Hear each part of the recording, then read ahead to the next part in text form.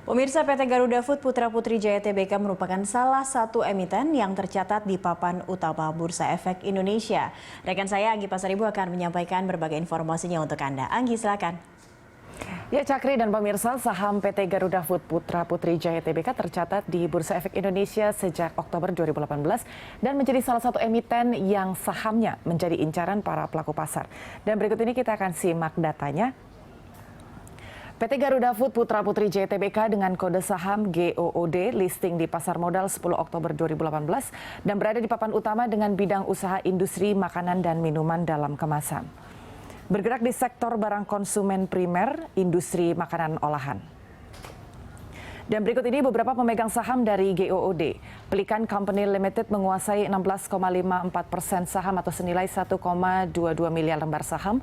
PT Tudung Putra Putri Jaya Tbk menguasai 1,50 miliar lembar saham atau senilai 20,46% saham.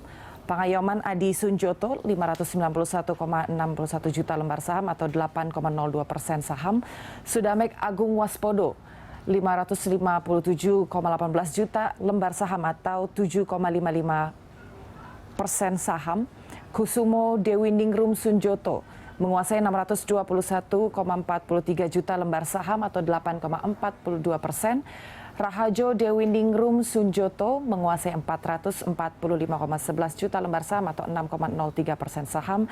Sri Hastuti Ambarwati menguasai 94,10 juta lembar saham atau 1,27% saham GOOD. Lestari Santoso menguasai 3,76% saham atau senilai 776,77 juta lembar saham. Juniastuti menguasai 4,97% atau 367,04 juta lembar saham. Dan masyarakat memiliki kepemilikan 5,22% saham GOOD atau senilai 385,35 juta lembar saham. Dan untuk pergerakan sahamnya, Cakri, saham GOOD cenderung bullish di awal Januari hingga awal April yang sempat menyentuh level 1.750 dan kemudian terkoreksi tipis di akhir April hingga penutupan perdagangan kemarin, tepatnya tanggal 25 Mei 2021, yaitu di level 1.670. Cakri. Terima kasih Anggi untuk informasinya. Kembali ke Mas Kiswoyo. Mas Kis, kita langsung melihat pergerakan saham dari GOOD begitu. Anda sendiri melihatnya ini sempat ada bullish, khususnya di Maret April ini mungkin masyarakat sudah mulai ingat, oh iya saya mesti ngemil lagi nih begitu ya. Ini apa sebenarnya yang sangat berdampak secara signifikan? Sentimen apa yang mempengaruhi hingga di posisi 1.750 namun sedikit ada penurunan lagi hingga ditutup di 1.670 kemarin? Harus uptrend terus. Dalam kondisi uptrend pun pasti akan ada koreksi sehatnya dulu, artinya dulu baru setelah itu naik lebih tinggi lagi. Jadi memang kalau kita lihat ini, kalau di bawah 1.600 ini kayaknya sangat menarik untuk dibeli, dan arahnya ini saat ini dengan posisi penutupan kemarin di 1670 itu berarti harusnya dia terdekatnya adalah resistannya 1.700, lalu sekatnya 1.750. Tapi harusnya tahun ini kalau kita lihat dia bisa sih bergerak ke arah 1.800 sampai 1.850 sampai akhir tahun.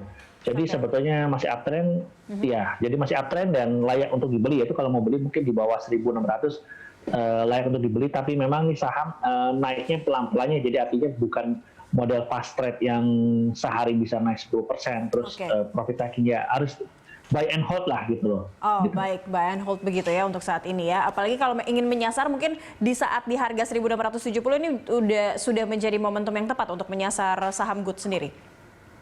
Kalau mau beli cepat-cepat beli di nawar dikit di bawah 1650 lah, 1650, terus nanti belinya dicicil sampai turun di bawah 1.600 itu untuk terakhir ya. Di bawah 1.600 itu udah boleh untuk masuk dalam jumlah yang cukup besar lah gitu. Oke, apalagi juga ada rencana untuk buyback saham begitu ya. Ini perkiraan yang tadi Anda sudah memperkirakan harganya akan bisa mencapai di 1.800 atau mungkin bisa ada kemungkinan begitu menyentuh angka 2.000 hingga akhir tahun jika memang terdampak dari 2.000 masih terlalu berat. 2.000 untuk akhir tahun ini agak-agak susah ya saya bilang. Tapi tidak menutup kemungkinan, lihat IHSG-nya ya. Tapi kalau dibilang 1.800 sih kami masih optimis gitu ya.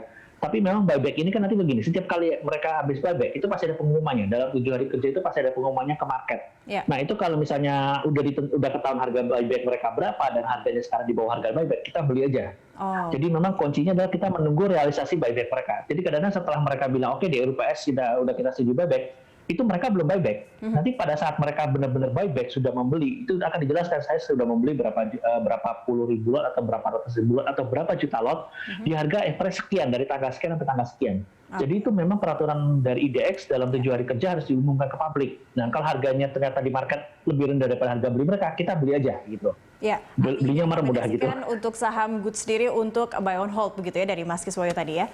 Baik, terima kasih banyak Mas Kiswoyo Adijo, Head of Investment PT Raswara Gian Investa telah bergabung bersama kami di Corporate Action pagi ini.